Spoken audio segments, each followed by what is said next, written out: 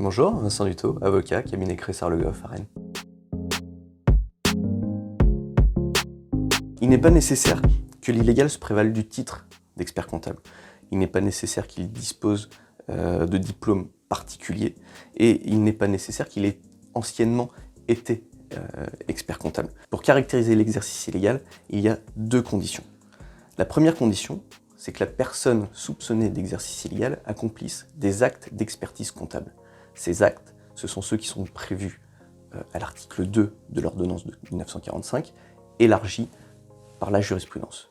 Et condition cumulative, que la personne soupçonnée d'exercice illégal ne soit pas inscrite au tableau de l'ordre ou qu'elle ne soit pas salariée de la structure pour laquelle elle accomplit une mission d'expertise comptable avec lien de subordination.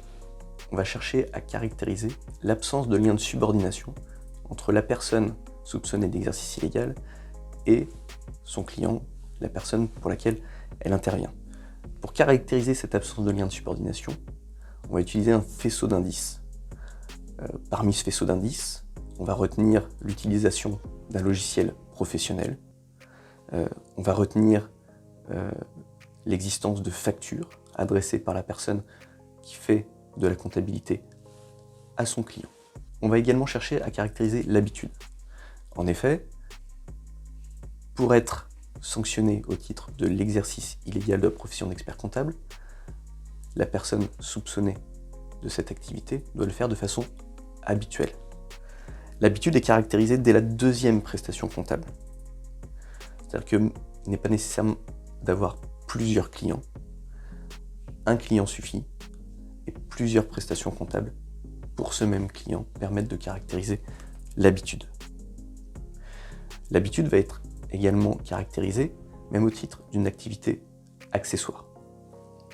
Par exemple, la personne soupçonnée d'exercice illégal va pouvoir avoir comme exercice principal la gestion de la paye d'un de ses clients et à titre accessoire la saisie de comptabilité pour ce même client. Enfin, comme pour toute infraction pénale, il convient de caractériser un élément intentionnel, un élément moral. En matière d'exercice illégal, il est fréquent que l'élément intentionnel soit présumé.